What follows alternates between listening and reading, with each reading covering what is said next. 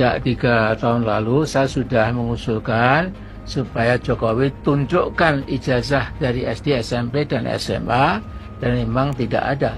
Dia nggak punya. Kalau ada tentu palsu semuanya. Makanya nggak berani. Nah sekarang ijazah S1 dari Fakultas Kehutanan UGM terbukti juga tidak ada. Yang dimiliki Jokowi ijazah oplosan, ijazah abal-abal yang menyedihkan sekaligus menggelikan.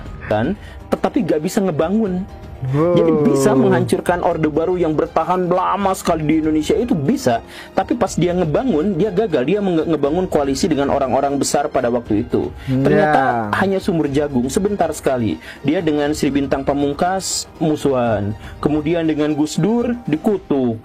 Dengan Ibu Megawati juga dijauhin. Dan akhirnya beliau tuh gagal gitu. Hasil menghancurkan zaman lama tapi nggak bisa ngebangun yang baru gitu.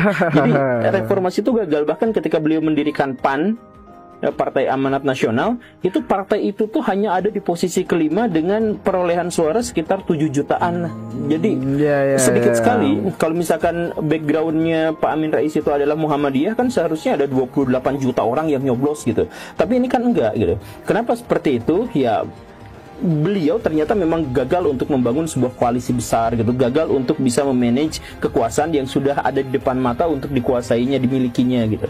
Jadi bikin PAN, nyedot sama orang-orang fakir miskin untuk milih dia gagal karena kalah sama PDIP yang jualan partai wong cilik. Kemudian nyari suara dari kaum muslimin kepepet sama PKB karena kalau misalkan PKB dan sebagainya kan bisa mengeksploitasi kiai untuk bisa menyedot suara-suara dari rakyat gitu ya. Nah kalau dari Muhammadiyah kan nggak bisa yang kayak gitu gitu. Kemudian dari kalangan non muslim udah jelas nggak akan milih Amin Rais gitu. Jadi sebenarnya Amin Rais pada waktu itu gagal juga dan iya akhirnya pada akhir-akhir masa itu Amin Rais justru malah menjadi musuh bersama. Kejahatan saudara Jokowi ini kalau kita print kertasnya kita tumpuk, kasus Jokowi ini bisa sampai ke bulan. Itu karena banyaknya kejahatan, kesalahan, dan kezaliman Joko Widodo. Karena itu hari ini kita menyampaikan tuntutan agar saudara Joko Widodo ditangkap di penjara karena penegak hukum punya wewenang menangkap untuk orang yang melakukan kejahatan yang delik pasalnya ancamannya lebih daripada 5 tahun. Dan setelah itu diseret ke penjara. Takbir! Ini seandainya Puslapor bilang asli gitu ya, oh nggak bisa. Kita mesti lihat KRS-nya, kita mesti lihat nilai transkripnya, kita mesti lihat daftar tugas-tugas dia selama 5 tahun dia klaim kuliah, gitu. Kita nggak bisa cuma percaya dengan sekelompok orang yang itu saja mengaku sebagai teman seangkatannya dia. Kita butuh pengakuan atau saksi-saksi dari cara komprehensif. Iya, kan itu. Kemudian kita harus bertemu juga dengan dosen-dosen ini. Oleh pihak yang sebelah sana, dan Bang Desmond dilaporkan ke Polda Metro Jaya. Nah, saya pikir ini Kapolda Metro Jaya nggak usah diproses lagi lah. Itu laporan, diabaikan aja. Bukan. Sebab ini kan penelitian ilmiah, bukan dikriminalisasi. Masa penelitian ilmiah dikriminalisasi, dilaporkan sebagai bentuk fitnah lah, yang menyebarluaskan kebencian. Enggak begitu. Nah, jadi sekali lagi bahwa Bang Desmond dan kawan-kawan sudah betul itu jalan, teruskan. Kalau hasil kalian, ya, ini saya ingatkan kepada laboratorium forensik Bareskrim, ya, kalau kalian merasa bahwa hasil kalian itu reliable dan otentik, maka harus siap kita sama-sama bersepakat untuk menentukan laboratorium yang independen di luar negeri. Kami, Dr. Roy Suryo, Dr. Rismon Hasyo Lansiadima, Rizal Padilla Esa, Dr. Kifauzia Diasuma, Kurnia Tri Royani, dan Profesor Egi Sujana SHMSI dilaporkan oleh saudara Joko Widodo ke Polda Metro Jaya tanggal 30 April 2025. Bareskrim tiba-tiba bergerak cepat memproses aduan masyarakat tentang ijazah palsu Jokowi dan menyebut sudah 90% melakukan penyelidikan yang akan dituntaskan melalui tes laboratorium forensik terhadap ijazah Jokowi. Berkenaan dengan hal itu, tim advokasi anti kriminalisasi akademisi dan aktivis menyatakan sikap. Pertama, kami menolak hasil tes laboratorium forensik secara sepihak oleh Bareskrim Polri karena proses yang sepihak ini syarat muatan politik, tidak egaliter, tidak transparan, tidak kredibel, dan tidak akuntabel. Karena proses sepihak ini tidak dapat dipahami sebagai proses penegakan hukum, melainkan memiliki tendensi politik untuk menyelamatkan Jokowi melalui sebuah proses yang ujungnya patut diduga ijazah Jokowi akan dinyatakan asli. Diduga kuat hasil tes ijazah Jokowi akan dinyatakan identik atau asli. Laporan TPU akan di Bareskrim Polri dihentikan karena tidak cukup bukti, dan proses kriminalisasi terhadap klien kami akan masih dilanjutkan dengan dalih telah ada hasil tes laboratorium forensik terhadap ijazah Jokowi. Keempat, kami hanya akan mempercayai dan menerima hasil uji laboratorium forensik terhadap ijazah Jokowi sepanjang proses tersebut melibatkan berbagai stakeholders, terlapor di Polda, akademisi, lembaga kredibel, ahli dari internasional, hingga perwakilan DPR. Kami ingin mengatakan bahwa sudah waktunya polisi berbenah diri untuk tidak serampangan menerima segala bentuk pelaporan-pelaporan yang sesungguhnya pelapor tersebut tidak lebih daripada orang-orang yang disewa untuk melaksanakan sesuatu yang disebut dengan nabok nyilih tangan. Meskipun akhirnya keluar juga Bapak Joko Widodo untuk menyampaikan laporan sendiri. Saya ingin mengatakan, jangan pernah coba-coba untuk berusaha untuk menyelundupkan hukum hanya demi mengikuti hasrat, syahwat, serta kekuasaan yang dimiliki oleh mantan presiden 2 periode, yaitu Joko Widodo. Pada saat menjadi presiden, Anda menyusahkan rakyat, dan setelah Anda menjadi rakyat, Anda menyusahkan presiden dan rakyat. Marilah kita bangsa ini kapok untuk senantiasa merusak hukum. Dari tim advokasi anti ijazah bodong, selamatkan legasi sejarah bangsa Indonesia, kami ingin memulai Indonesia yang bersih. Jokowi ini bukan hanya harus diadili tapi harus dipenjara dan diasingkan. UGM sudah 2 kali tidak datang menghadiri di PN, di sidang mediasi Pengadilan Negeri Solo atau Surakarta, Mas? Solo. Sama. Ya, Pengadilan Negeri Solo. Karena sekarang kalian seperti tisu untuk mencebok Jokowi, kotorannya Jokowi. Sadis betul tisu. Kan kita dapati berapa kali mereka memasukkan dokumen, Bang. Ada satu nama dosen pembimbing, 2 tanda tangan berbeda. Nanti yang tersisa percaya Pak Joko Widodo tinggal bazirnya. Palsu itu. Sampai hari ini kan ada orang-orang yang masih bersikukuh bahwa Pak Jokowi itu nggak pernah sekolah di Gajah Mada dan ijazahnya palsu gitu, dan selalu dicari alasan-alasan untuk mengatakan bahwa ini ijazah palsu, walaupun Gajah Mada udah mengatakan ini asli. Teman-temannya juga sudah mengatakan ya memang ini teman kuliah kami gitu. Kalau buat saya agak nggak masuk akal ya, orang kuliah di Gajah Mada lalu kemudian dia bisa dikatakan, lalu kemudian itu abal-abal atau palsu, dia nggak pernah kuliah di Gajah Mada. Emang kampusnya kampus mak jelas itu kan? Ini Gajah Mada, bos. Mr. Q kagak mah juga kan? Saya sebagai alumni Gajah Mada saya tersinggung.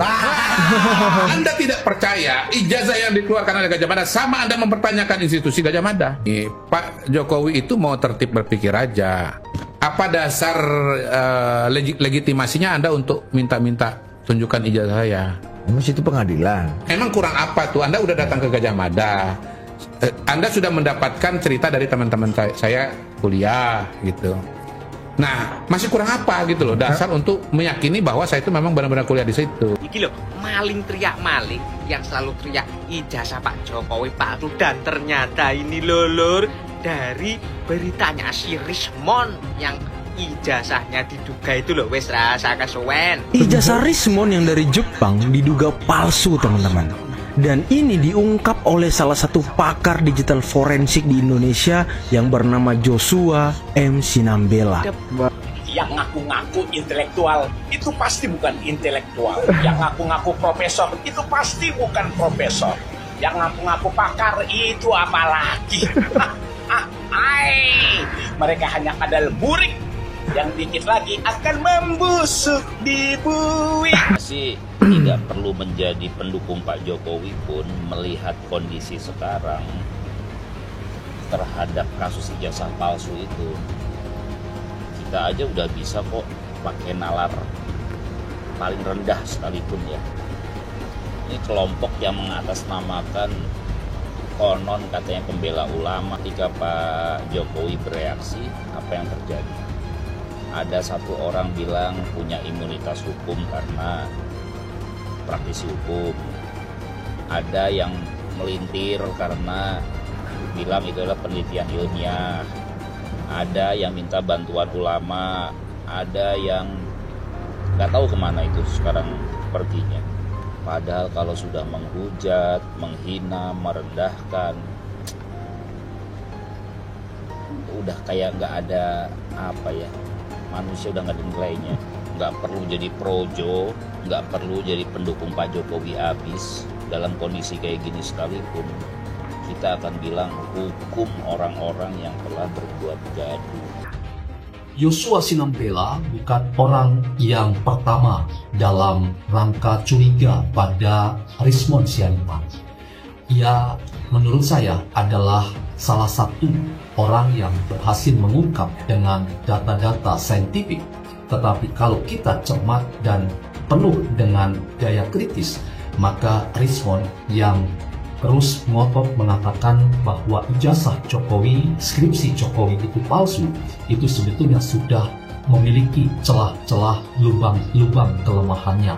Apa itu? Yaitu ketika ia membangun konstruksi berpikir dan membangun konstruksi kebenaran itu dipenuhi dengan emosi, dengan makian-makian dan fitnah serta kebencian. Itulah yang saya katakan bahwa Yosua Sinambela itu hanya memberikan afirmasi kepada kita bahwa apa yang selama ini kita anggap sebagai pejuang kebenaran ternyata seorang pembohong besar. Nah, ada satu postingan dari Joshua Sinambela di salah satu blog dia, josh.rootbrain.com. Dia itu adalah digital forensic investigator. Nah, saya juga sependapat dengan apa yang disampaikan dia dan kurang lebih sama. Ya. Jadi si ahli, dia menyebut nama itu ya, si ahli menyatakan bahwasannya ijazah Jokowi adalah palsu karena membandingkan dan menyimpulkan font yang ditemukan di foto ijazah dan skripsi menggunakan font Times New Roman yang diketahui si ahli ada di OS Windows. Jadi si ahli nggak sadar sejak lama dunia percetakan sudah pakai font Times New Roman. Jadi menurut Joshua Sinambela, ahli digital forensic investigator, dia UGM juga bang.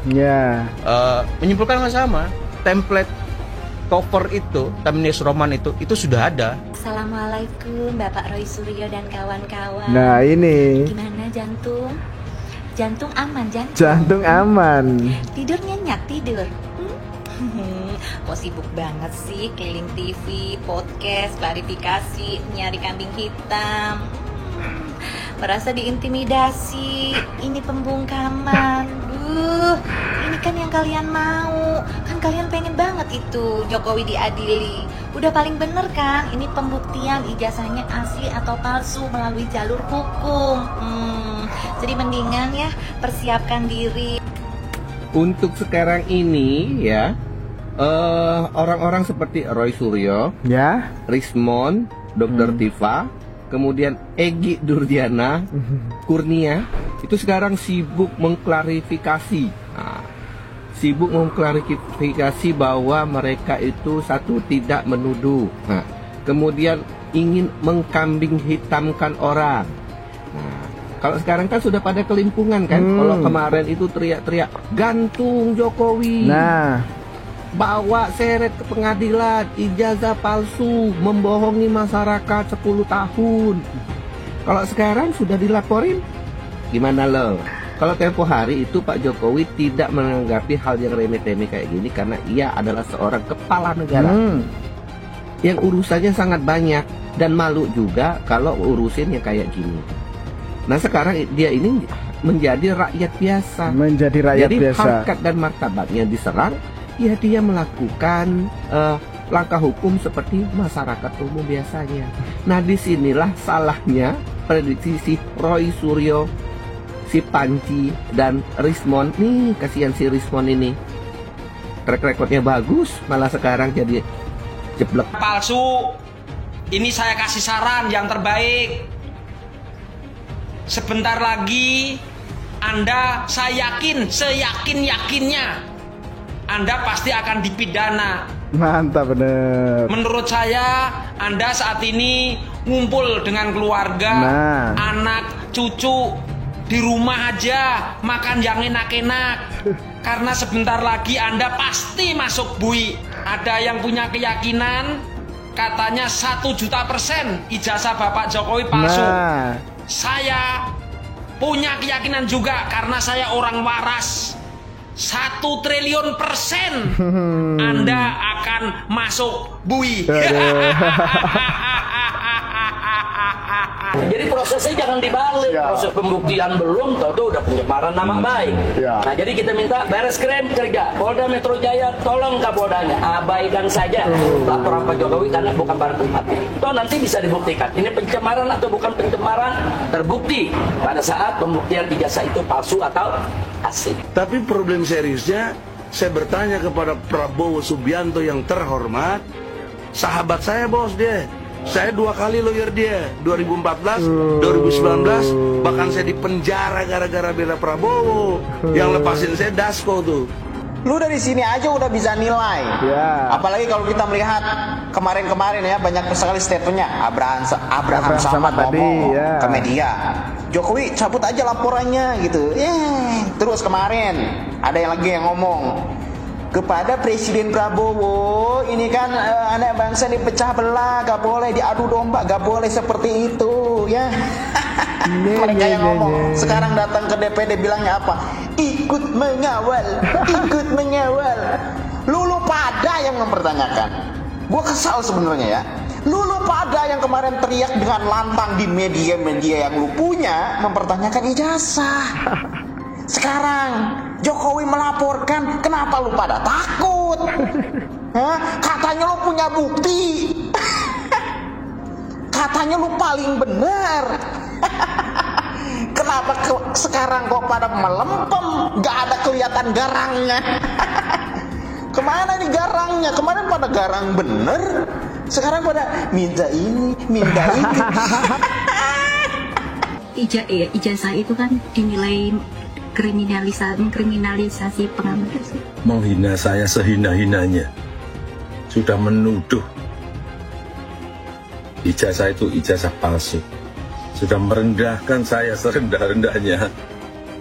Ya nanti dibuktikan lewat proses hukum. Nanti akan kita lihat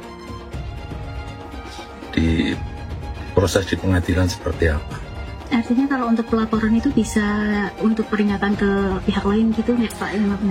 Nanti akan menjadi pembelajaran kita semuanya. Aduh Pak Anies, bingung saya sungguh lah.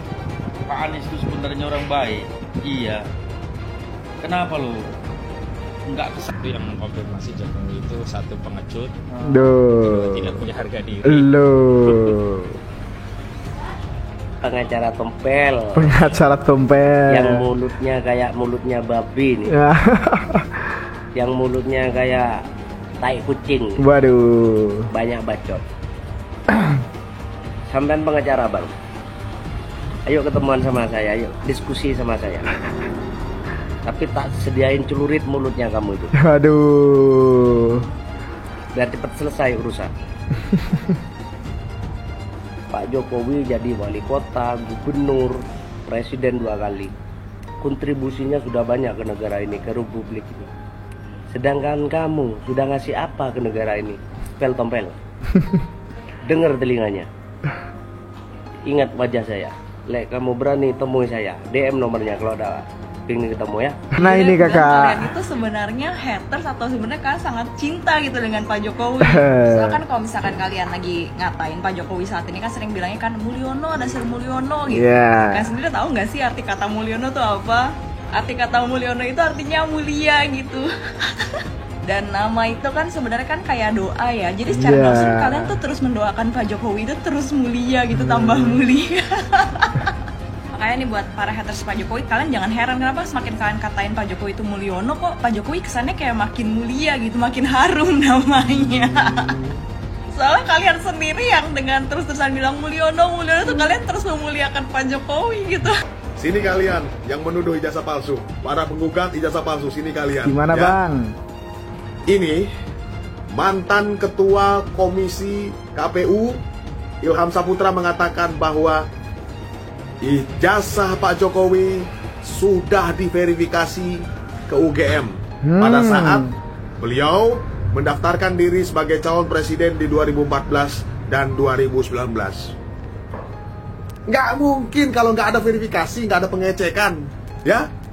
Dan Pak Jokowi itu sudah lama mencalonkan diri. Dan itu sah, tidak bisa diganggu-gugat. Bersiaplah kalian, ya.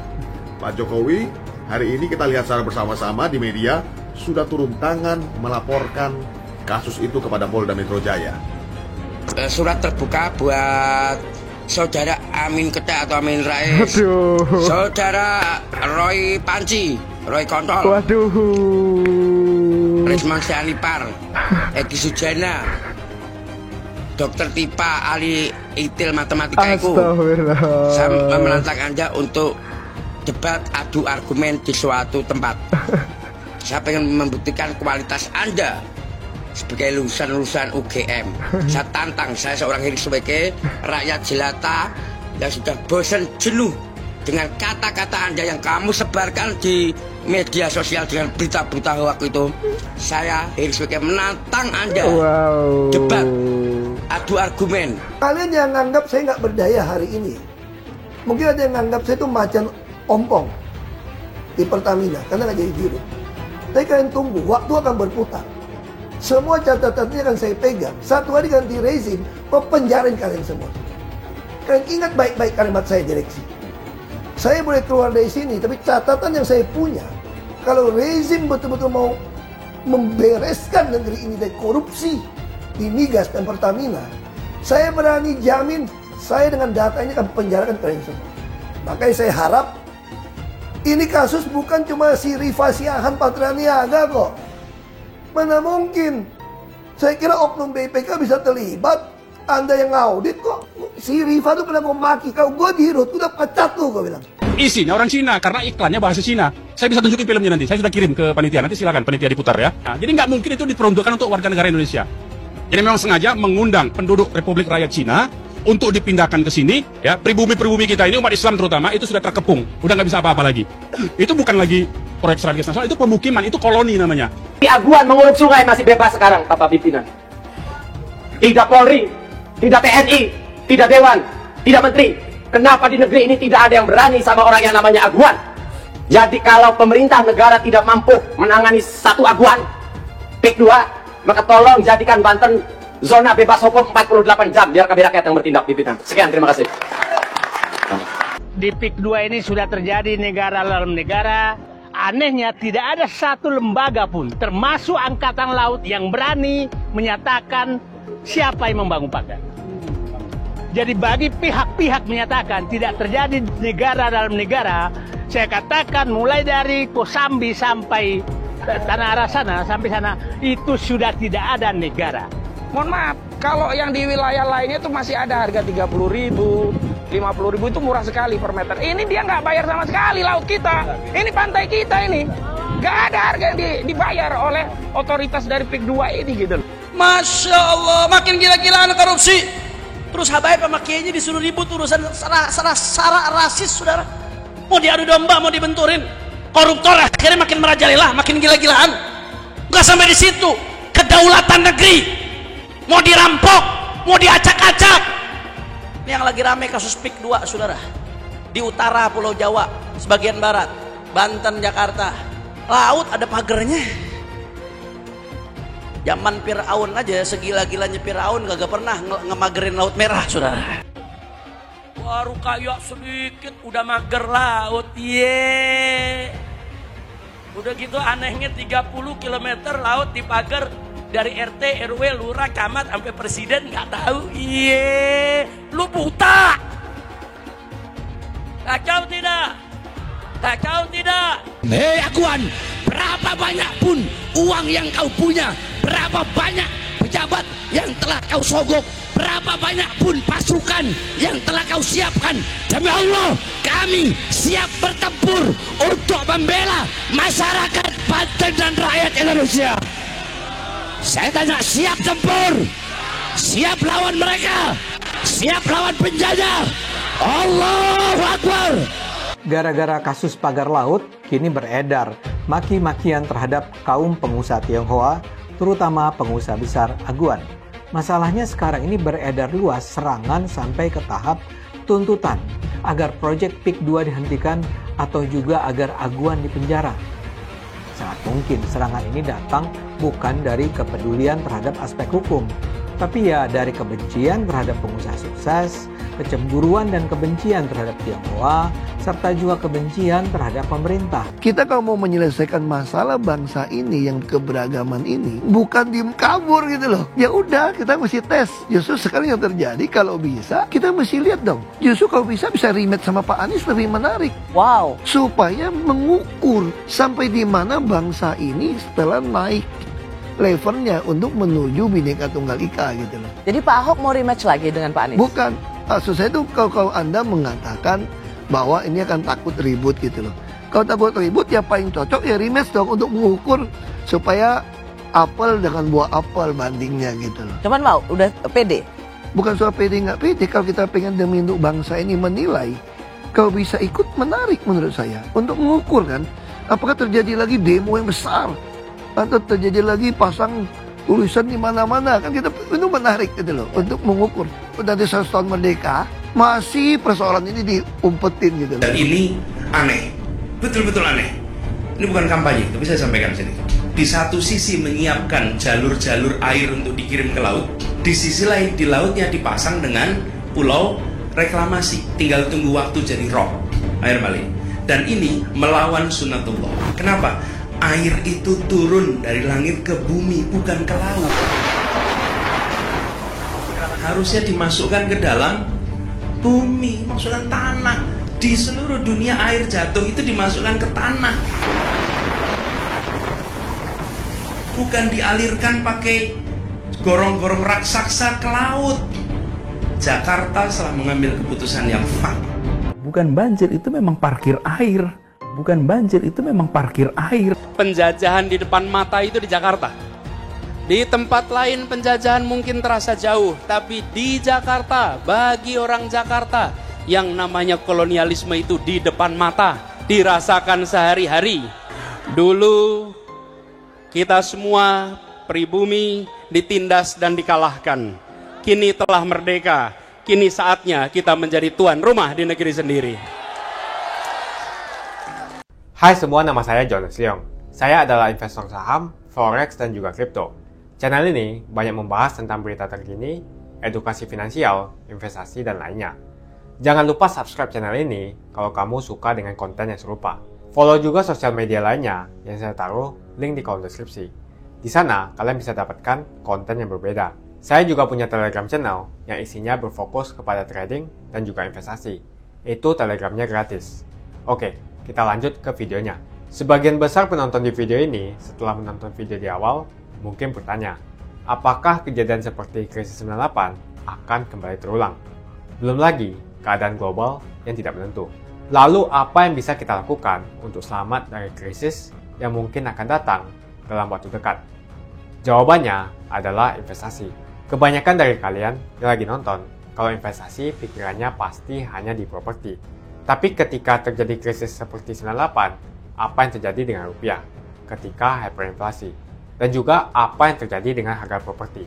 Harga dolar naik dari Rp2.500 terbang ke Rp15.000. Otomatis, utang yang harus kita bayarkan naik 6 kali lipat. Banyak sekali bisnis yang bangkrut. Kebakaran terjadi di mana-mana. Rumah pun bagaikan tidak ada harganya. Mau dijual pun tidak ada yang mau beli. Saya tidak mengatakan ini akan terjadi lagi. Tapi kemungkinan terjadi seperti Mei 98 tetaplah ada. Negara gede seperti Argentina, Venezuela, dan Turki baru-baru ini mengalami hyperinflasi.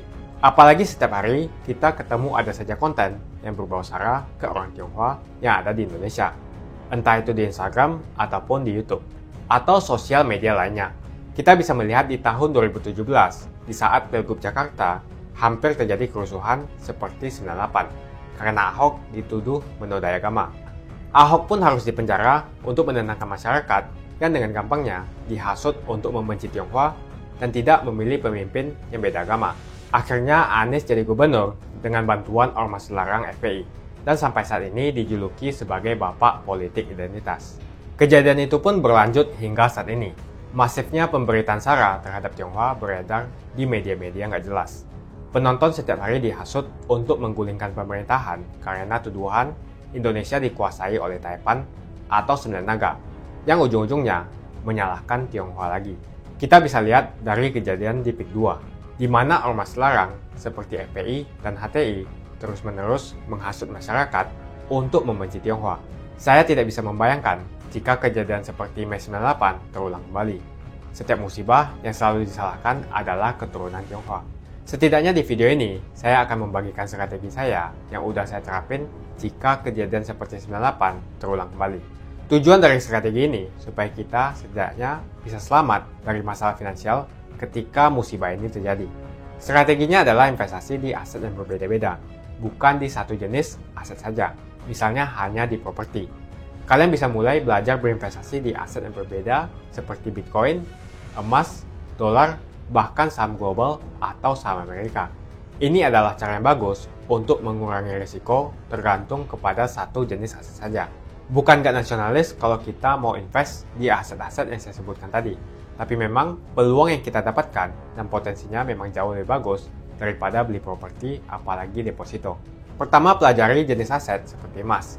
Setidaknya kita bisa terlindung dari efek hyperinflasi jika terjadi lagi. Selain itu, kalian juga harus belajar bagaimana mendapatkan penghasilan dari emas. Kedua adalah belajar investasi di aset global seperti saham Amerika atau saham global. Ketika terjadi krisis, yang paling berdampak adalah saham-saham Indonesia, karena semua utang perusahaan dalam bentuk dolar terkena dampak. Deposito, reksadana, bahkan properti terkena imbasnya. Ketiga adalah belajar mengenal berinvestasi di Bitcoin.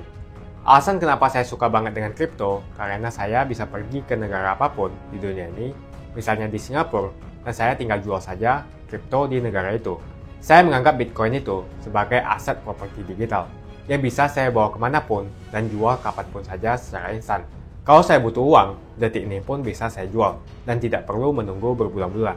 Itulah strategi saya jika kejadian 98 terulang kembali untuk selamat dari masalah finansial. Kamu bisa cek link di kolom deskripsi untuk mulai investasi. Dan saya juga sudah sediakan video playlist supaya membantu kalian paham tentang investasi. Semoga video kali ini membantu kalian untuk selamat dari masalah finansial ketika musibah ini terjadi. Semoga Indonesia selalu damai dan sampai jumpa di video selanjutnya.